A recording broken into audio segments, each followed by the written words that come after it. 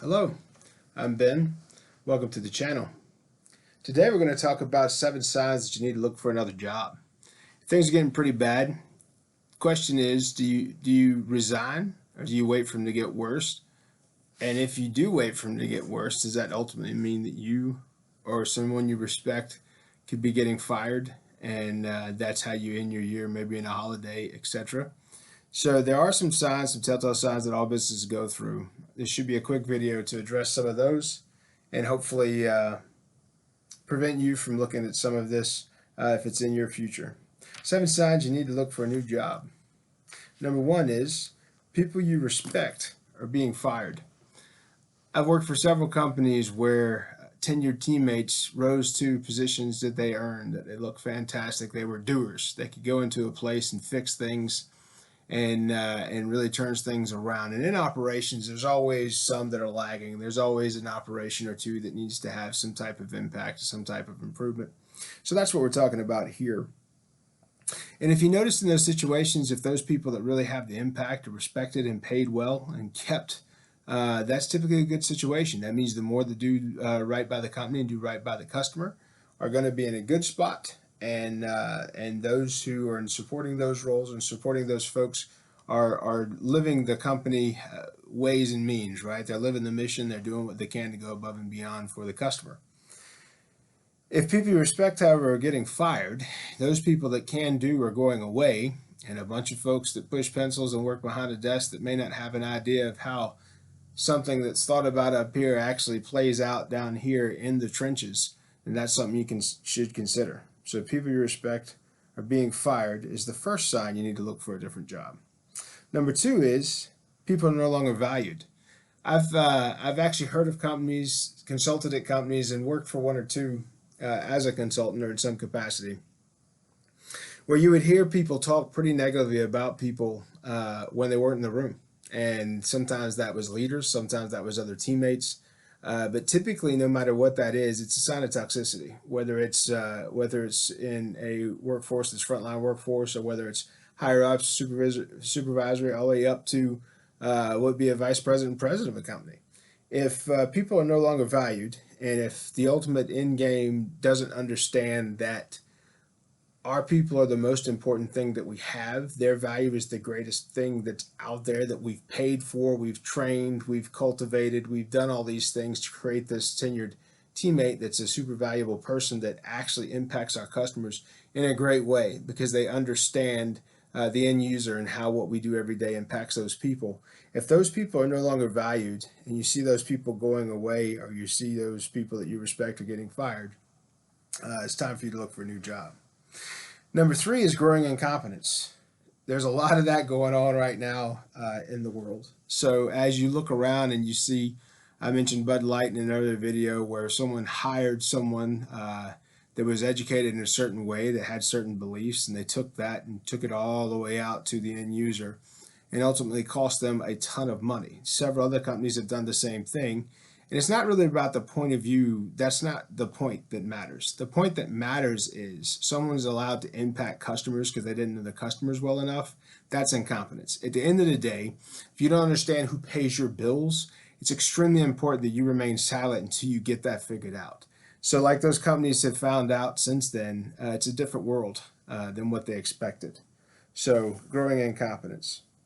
4th is your boss doesn't understand the business. So when you mention that, that's a couple different things, right? Some of that could be locale, like location. Where's the boss located versus where you're at? Proximity matters. So if your boss is over a grand place and is very tuned in to what this group is doing because it's where they live, and they're not tuned in over here because they're not, or if you're across an entire country and the corporate office is on the East Coast in Atlanta, New York, or Florida, but you have operations all the way out to Maine and to Washington and to Northern California, it matters if that boss doesn't have boots on the ground at some point and doesn't oversee those operations at some point, and doesn't at least quarterly have an impact where you can get a true impression of what's going on the ground. Your boss doesn't understand the business. So that's number 1, meaning proximity and a misunderstanding of local operations. It's even worse if your boss doesn't understand the business in general. So to that previous example, this person was the boss of a department, did something that actually lost the company hundreds of thousands, millions of dollars, billions is what the final estimate was. All those people in that department's jobs are now in danger because of this one person. So it's extremely, extremely important that if you see incompetence, it's severe, that you look and think about it this way: if you're a licensed person, so if you're a licensed insurance agent, a nurse, a physician, some type of practitioner that requires a state license that's audited by the state.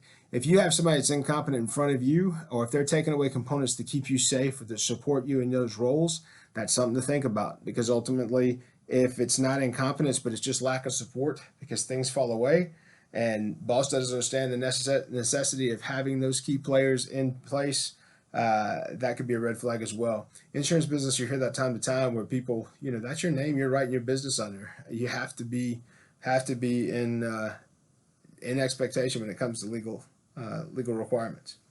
So that was number 4. Your boss doesn't understand the business. Previous advancements opportunities are blocked. Previous advancement opportunities are blocked. So if you work for a location that you have something going on, let's use COVID for example. A lot of things changed during COVID. We had issues with transportation, no matter what industry you were in. Healthcare had a shortage of personnel and staff.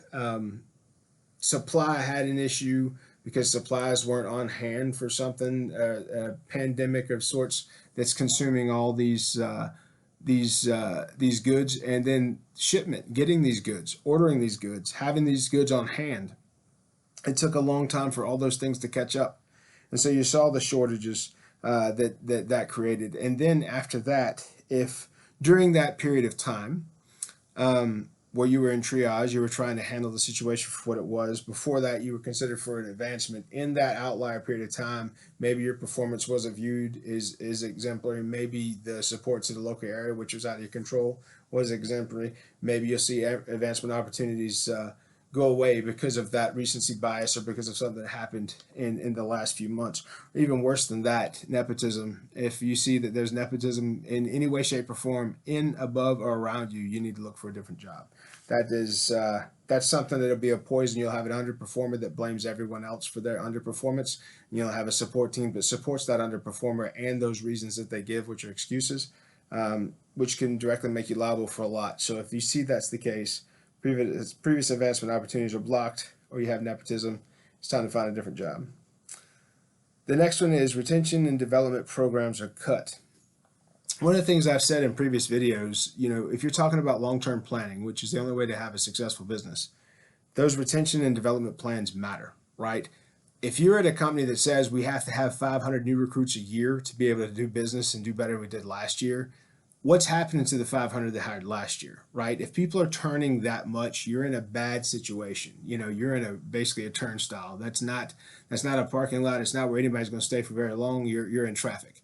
So if there's no retention and development programs, and those programs aren't a priority and they're not a primary focus, and then you're responsible for doing the things you're supposed to get from those programs, like development specifically around training, job-specific training, or specialist specific training around the job, that should be a huge red flag.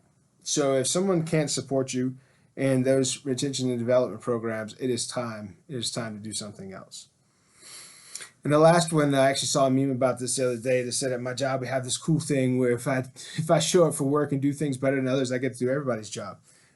More work and less reward, that should be a red flag. So if you have to take on other responsibilities outside the initial duties, and that takes on additional time, and it takes on additional hours of work, additional travel, whatever that may be, and there's no additional pay, that should be a red flag. Okay, you go to a job for work. You're there to work, and you want to do a fair day's work. You want to work hard. You want to give your best effort.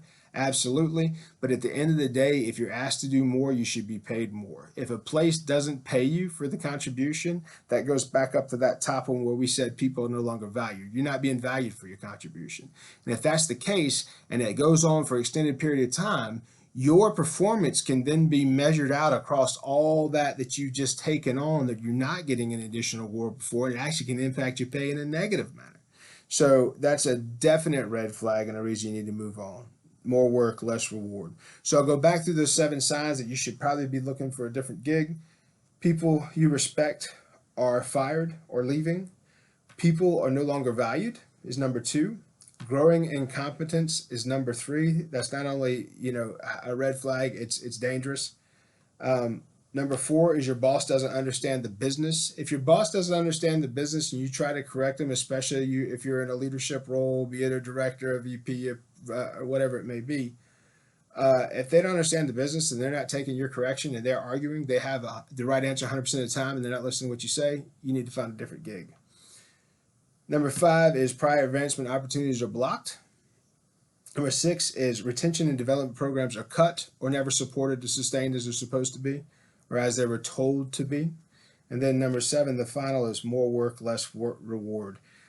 Those are 7 red flags, 7 signs that you need to look for a different job because what you've got going on is not a positive situation.